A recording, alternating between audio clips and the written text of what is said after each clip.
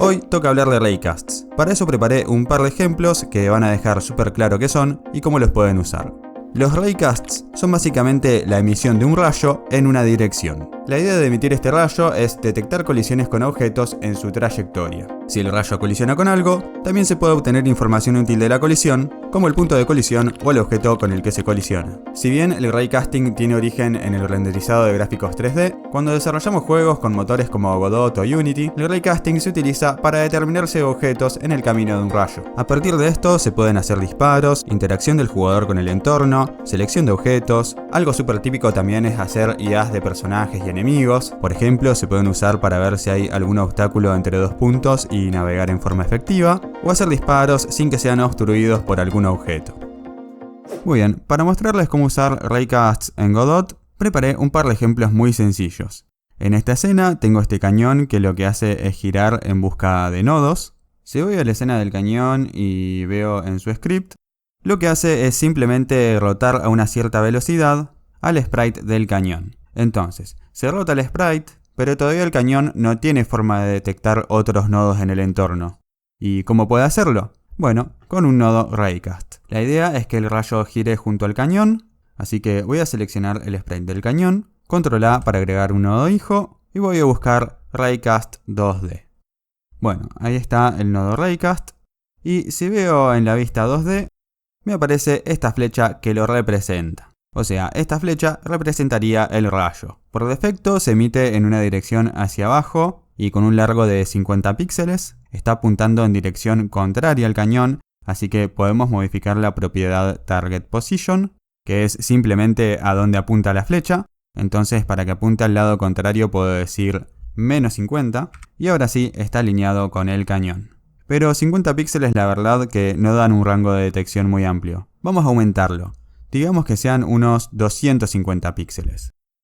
Y ahora sí llega bastante más lejos. Antes de ver el raycast en acción, pueden ir a depurar y activar ver formas de colisión. Así vamos a poder ver el raycast y los collision shapes durante la ejecución. Si corro la escena, van a ver el raycast detectando objetos en un radio de 250 píxeles. Verán que hay algunas rocas que son static body y un pequeño personaje que es un character body. Cuando el rayo los detecta, se pone en rojo, lo que es un buen indicio de que efectivamente hay algún tipo de detección.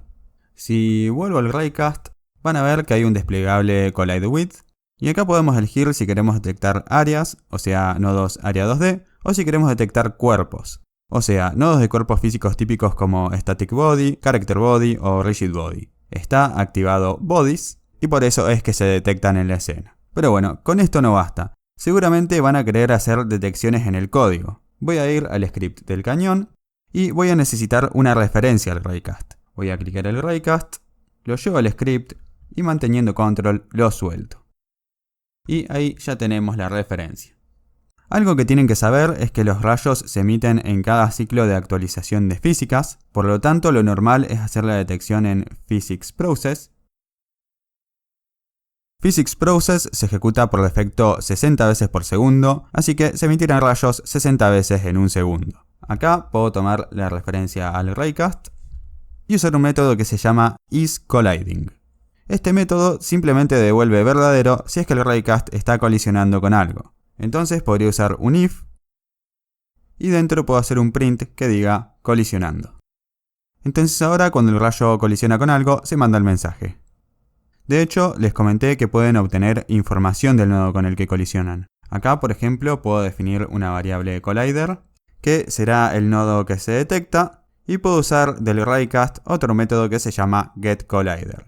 GetCollider básicamente nos devuelve el nodo con el que se colisiona primero. Entonces acá podría decir colisionando con, hago una concatenación, y del nodo que detecté puedo acceder a lo que quiera. Digamos por ejemplo a su nombre con .name. Ahora cada vez que el rayo intersecta con un nodo me sale el nombre del nodo. Quizás algo que quieran hacer es que el rayo pueda filtrar un poco lo que detecta. Quizás quieran que detecte al jugador pero no a las rocas. Entonces para eso me puedo ir al raycast y buscar esta parte que dice Collision Mask. Ya expliqué lo que son los Collision Mask en otro video. Pero bueno, simplemente acá indicamos la capa que queremos detectar. Por ejemplo, puedo ir a Proyecto, Configuración del proyecto, me voy a Física 2D, Acá puedo decir que la primera capa es la capa del jugador y la segunda es la de las rocas. Entonces el jugador está en la capa 1, muy bien. Y si me voy a la escena de la piedra, debería decir que está en la capa 2. Ahora, si vuelvo al raycast, como acá solo estoy indicando que quiero detectar la capa 1, que es la del jugador, solo se va a detectar al jugador. Vean que ahora no detecta las piedras, pero sí al jugador. Bueno, eso es lo súper básico de raycasts, pero me gustaría mostrarles el ejemplo terminado, mostrando cómo pueden hacer el disparo del cañón. Como verán, tengo la escena de un proyectil. Este proyectil tiene un script, y lo que hace es simplemente mover al proyectil en una dirección. Y esta dirección se puede setear en este método setShootDirection. Si vuelvo al cañón, acá ya tengo el script con el ejemplo completo. Tengo una referencia al proyectil que acabo de mostrar y tengo creado un método que se llama shootProjectile. En shootProjectile lo que hago es crear una instancia del proyectil y después agregarla a la escena. Y acá viene lo importante. Para saber en qué dirección lo tengo que disparar, obtengo el punto de colisión del raycast usando el método del raycast getCollisionPoint. Esto entonces nos devuelve dónde choca el rayo. A partir de esto puedo calcular la dirección de disparo. Tengo un video de vectores explicando esto, pero si hacen la resta entre el punto de colisión y la posición del cañón, obtienen un vector que va desde el cañón al punto de colisión. O sea, esta resta es un vector con la dirección de disparo. Después lo que hago es normalizar el vector para que tenga magnitud 1 y que así no tenga influencia en la velocidad del proyectil. Después tomo la instancia del proyectil y le seteo la dirección de disparo que calculé. Por último, para que no se haga un disparo en cada frame, tengo un booleano que lo paso a falso y después inicio un timer. Cuando pase un segundo y el timer termina la cuenta, lo vuelvo a poner en verdadero. Entonces acá en PhysicsProcess, si no puedo disparar, directamente salgo del método. Si ahora ejecuto el juego, van a ver que cuando el raycast detecta al jugador, se hace un disparo. Muy bien, otra cosa que quiero mostrar es que como está esto ahora, si llevo al jugador atrás de una roca, van a ver que el raycast ignora la roca y termina detectando al jugador y disparando. Quizás quisieran que el cañón no detecte al jugador en este caso. Entonces lo que podrían hacer es volver al raycast, que este ahora sí detecte las piedras, y después puedo ir a la escena del jugador, puedo ir a nodos, grupos, y puedo decir que el jugador está en el grupo player. Entonces, en el script del cañón, puedo decir que si el raycast está colisionando con algo, entonces puedo obtener el nodo con el que colisionó con getCollider. Después puedo chequear si ese nodo está en el grupo del jugador y en ese caso disparo. Entonces ahora, si estoy detrás de las rocas, el raycast detecta las rocas y no dispara. Pero si quedo a la vista del raycast, entonces sí dispara. Genial. Antes de terminar, me gustaría mostrar otro ejemplo rápido, donde la forma de usar el raycast es un poco distinta. Acá tengo un enemigo y un jugador, y acá en lugar de emitir el rayo en una cierta dirección, lo que hago es forzar el target position del raycast para que apunte siempre al jugador. Si el jugador sale de la vista de las rocas y es apuntado por el raycast, entonces el enemigo puede dispararle. Entonces, ¿cómo puedo hacer esto? Bueno, muy simple. Este es el enemigo y este es su script.